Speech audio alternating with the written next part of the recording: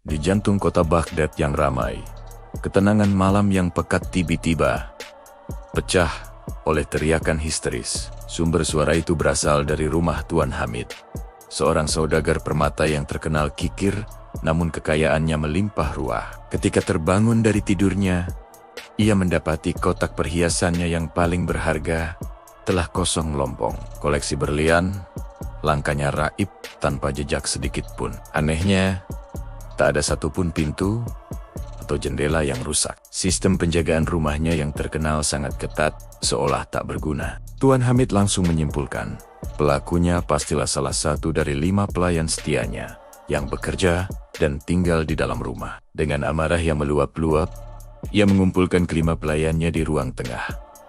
"Perampokan? Aku dirampok," teriaknya. Suaranya menggema di seluruh ruangan. "Siapa di antara kalian yang berani mengkhianatiku? Mengaku sekarang juga. Jika tidak ada yang mengaku, aku akan menjebloskan kalian semua ke penjara bawah tanah yang paling gelap." Di bawah sorotan lampu minyak yang remang-remang, 5 pelayan berdiri berbaris. Tubuh mereka gemetar, menahan takut. Wajah mereka pucat pasi. Tak ada yang berani menatap mata Tuan Hamid yang menyala-nyala karena murka. Misteri ini menyelimuti rumah mewah itu, di mana kesetiaan dan pengkhianatan hanya dipisahkan oleh seutas benang tipis. Berita tentang pencurian misterius di rumah Tuan Hamid menyebar secepat kilat, hingga akhirnya sampai ke telinga Baginda Sultan. Sang Sultan merasa prihatin, bukan hanya karena hilangnya harta, tapi juga karena ancaman Tuan Hamid yang akan menghukum semua pelayannya. Tanpa bukti fisik, mustahil untuk menemukan siapa pencuri yang sebenarnya. Sultan tahu, hanya ada satu orang di seluruh negeri yang memiliki cara unik untuk membaca pikiran manusia dan membongkar kebohongan. Orang itu adalah Abu Nawas.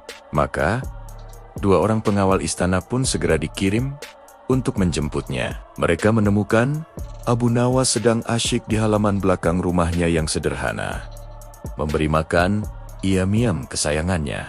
Pemandangan yang sangat kontras dengan ketegangan yang sedang terjadi di rumah Tuan Hamid. Salah satu pengawal mendekat dengan hormat. "Abu Nawas, Baginda Sultan memintamu untuk segera turun tangan." Tuan Hamid mengancam akan menghukum ke-5 pelayannya jika pencuri berlian tidak ditemukan sebelum fajar menyingsing besok pagi. Mendengar itu, Abu Nawas hanya tersenyum tenang. Ia menghentikan kegiatannya dan menatap kedua pengawal itu dengan tatapan bijaksana. "Menghukum orang yang tidak bersalah adalah dosa yang sangat besar," katanya dengan lembut. Ia berpikir sejenak, lalu melanjutkan, "Baiklah, aku akan ke sana. Tapi sebelum itu, tolong bawakan aku 5 batang kayu dengan ukuran yang persis sama panjangnya." Perintah yang aneh itu membuat para pengawal saling berpandangan. Namun mereka tak berani bertanya lebih jauh dan segera melaksanakan perintah Abu Nawas. Setibanya di rumah Tuan Hamid, Abu Nawas segera meminta ke-5 pelayan untuk berkumpul lagi di ruang tengah yang luas. Di tangannya, ia memegang 5 batang kayu pendek masing-masing panjangnya sekitar 20 cm. Suasana terasa sangat tegang. Tuan Hamid dan beberapa penjaga berdiri di sudut ruangan, mengamati dengan saksama. Abu Nawas berdiri di depan para pelayan yang masih gemetar ketakutan. Ia membagikan satu persatu potongan kayu itu kepada mereka. Wajah Abu Nawas tampak sangat serius, seolah-olah kayu yang ia pegang memiliki kekuatan mistis yang luar biasa. "Dengarkan baik-baik," kata Abu Nawas dengan suara yang tegas dan menggema. "Ini bukan kayu sembarangan. Ini adalah tongkat kebenaran yang aku petik langsung dari pohon suci di puncak gunung. Kayu ini memiliki kekuatan gaib untuk mendeteksi kebohongan." Para pelayan menelan ludah. Mata mereka terpaku pada potongan kayu di tangan mereka. Abu Nawas melanjutkan penjelasannya. "Malam ini, kalian semua harus membawa tongkat ini tidur. Letakkan di bawah bantal kalian masing-masing. Jangan sampai terpisah dari kalian barang sedetik pun."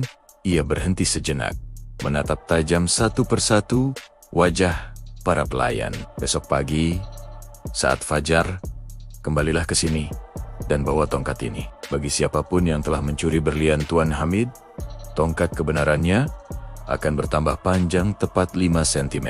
Ingat, kayu ini tidak bisa berbohong dan akan menunjukkan siapa di antara kalian yang bersalah. Para pelayan menerima kayu itu dengan tangan gemetar. Salah satu dari mereka tampak sangat pucat dan menelan ludah dengan susah payah. Jebakan psikologis Abu Nawas telah dimulai. Malam itu menjadi malam terpanjang bagi kelima pelayan. 4 orang yang merasa tidak bersalah, meskipun awalnya cemas, akhirnya bisa tidur dengan cukup tenang. Mereka percaya pada kebenaran dan yakin tongkat mereka tidak akan berubah. Namun, bagi si pencuri yang sebenarnya, malam itu adalah siksaan. Ia sama sekali tidak bisa memejamkan mata. Kegelisahan menggerogoti hatinya. Ia terus membolak-balikan tubuhnya di tempat tidur, sementara matanya tak henti memandangi potongan kayu di tangannya. Ia mulai terperangkap dalam jebakan pikirannya sendiri. Bagaimana ini? Bisiknya pada diri sendiri dalam kegelapan. Kalau kayu ini benar-benar ajaib dan bertambah panjang 5 cm besok pagi, habislah aku.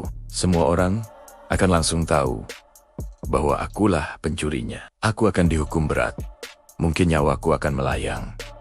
Rasa takut yang luar biasa membuatnya berkeringat dingin. Ia memutar otak, mencari cara untuk lolos dari hukuman. Tiba-tiba, sebuah ide licik terlintas di benaknya. Aha, aku punya ide yang sangat pintar, gumamnya dengan senyum licik. Jika aku memotong kayu ini sepanjang 5 cm sekarang, maka saat ia memanjang besok pagi, ukurannya akan kembali normal. Panjangnya akan sama persis dengan milik yang lain. Tidak akan ada yang curiga. Merasa idenya brilian, ia segera bangkit dari tempat tidurnya. Dengan tangan gemetar, ia mengambil pisau kecil yang biasa ia gunakan untuk mengupas buah. Dengan sangat hati-hati, ia memotong ujung kayunya sedikit demi sedikit, hingga ia yakin ukurannya telah berkurang sekitar 5 cm. Setelah selesai, ia tersenyum puas dan kembali ke tempat tidur, yakin bahwa ia telah mengakali sang tongkat kebenaran. Keesokan paginya, saat matahari baru saja menampakkan sinarnya, kelima pelayan sudah berkumpul kembali di halaman rumah Tuan Hamid. Abu Nawas telah menunggu mereka. Di tangannya, kini ada sebuah penggaris kayu besar. Baginda Sultan dan Tuan Hamid juga hadir untuk menyaksikan akhir dari misteri ini. Suasananya begitu tegang. Semua mata tertuju pada Abu Nawas dan kelima pelayan. Satu persatu para pelayan maju dan menyerahkan kembali kayu yang mereka bawa semalaman. Abu Nawas menerima setiap kayu dan mengukurnya dengan teliti di hadapan semua orang. Kayu pertama, ukurannya pas. Kayu kedua, ketiga, dan keempat, semuanya memiliki panjang yang sama persis seperti kemarin. Tidak ada yang berubah hingga tibalah giliran pelayan terakhir, yaitu orang yang semalam tidak bisa tidur. Dengan wajah pucat dan tangan gemetar, ia menyerahkan kayunya. Begitu Abu Nawas meletakkan kayu itu di atas penggaris, ia langsung berteriak, "Berhenti, Baginda Sultan, Tuan Hamid, inilah orang yang kalian cari." Abu Nawas mengangkat kayu kelima itu dan menunjukkannya kepada semua orang. Kayu itu terlihat jauh lebih pendek dibandingkan 4 kayu lainnya. Si pelayan pencuri langsung jatuh berlutut. Wajahnya pucat pasi, seperti mayat. Ia tak bisa berkata-kata. Dengan sisa-sisa keberaniannya, ia tergagap. Tapi kau bilang kayu itu akan memanjang.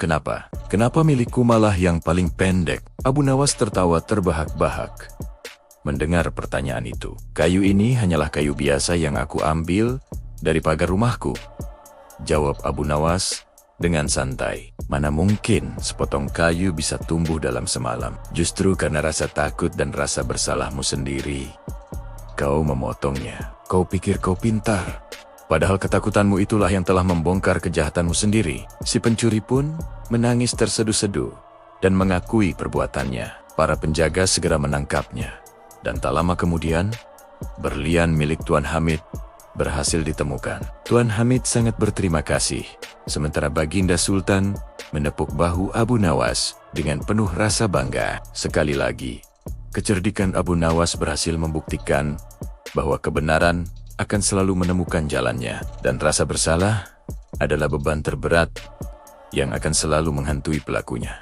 Terima kasih sudah menonton kisah ini. Jangan lupa untuk suka, bagikan, dan berlangganan saluran kami untuk cerita-cerita penuh hikmah lainnya. Sampai jumpa lagi.